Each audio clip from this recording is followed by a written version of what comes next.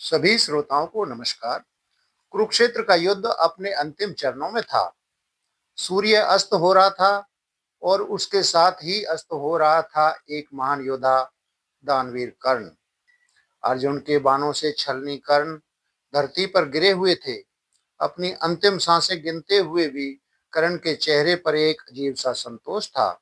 लेकिन तभी उनकी दानवीरता की सबसे कठिन परीक्षा लेने के लिए स्वयं भगवान श्री कृष्ण ने एक योजना बनाई। अर्जुन को अपनी श्रेष्ठता पर थोड़ा गर्व होने लगा था। तब श्री कृष्ण ने मुस्कुराते हुए कहा, पार्थ, तुम जिसे अपना शत्रु समझते हो वह वास्तव में संसार का सबसे बड़ा दानवीर है। अपनी मृत्यु के द्वार पर खड़ा होकर भी वह किसी को खाली हाथ नहीं भेज सकता। अर्जुन को विश्वास नहीं हुआ। तब श्री कृष्ण ने एक ब्राह्मण का भेष धरा और अर्जुन को साथ लेकर कर्ण के पास पहुंचे। ब्राह्मण के रूप में श्री कृष्ण बोले, अंगराज, आपकी दानवीरता की चर्चा तीनों लोकों में है। मैं एक निर्धन ब्राह्मण हूँ और सुना है कि दानवीर कर्ण के द्वार से कभी कोई खाली हाथ नहीं जाता। कर्ण धीमी आवाज में बोले, हे विप्रदेव, आप सही समय पर नहीं आए। मेरे पास अब देने के लिए कुछ भी नहीं है। मैं स्वयं मृत्यु की गोद में हूँ।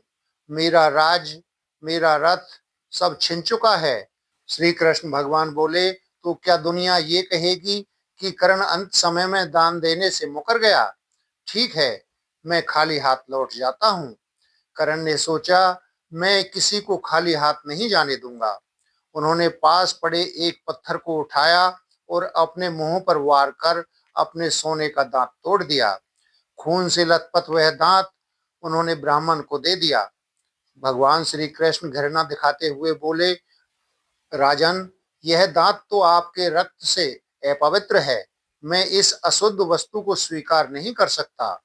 कर्ण ने मुस्कुराते हुए अपनी धनुष विद्या का स्मरण किया और धरती में एक बाण मारा। वहां से गंगा की एक जलधारा फूटी। कर्ण ने उस पवित्र जल से दांत को धोया और फिर ब्राह्मण को अर्पण किया। श्री कृष्ण भगवान अपने असली रूप में आ गए और कहने लगे, धन हो कर्ण, तुम जैसा दानवीर न कभी हुआ है और न कभी होगा। अपनी मृत्यु को सामने देखते हुए भी तुमने धर्म का मार्ग नहीं छोड़ा। मांगो, क्या वरदान मांगते हो?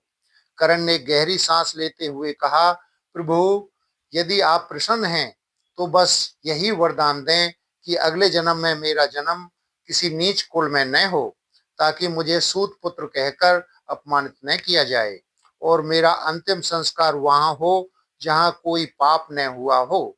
श्री कृष्ण भगवान ने कर्ण की इच्छा पूरी की और उनका अंतिम संस्कार अपनी हथेलियों पर किया, क्योंकि पूरी पृथ्वी पर वही एक स्थान निष्पाप था। कर्ण की यह कहानी हमें सिखाती है कि परिस्थितियां चाहे कितनी भी कठिन क्यों न हो, मनुष्य को अपने सिद्धांतों और दान के धर्म को कभी नहीं छोड़ना चाहिए। कहानी पसंद आई हो तो चैनल को सब्सक्राइब करें। मिलते हैं किसी नई कहानी में। तब तक के लिए नमस्कार।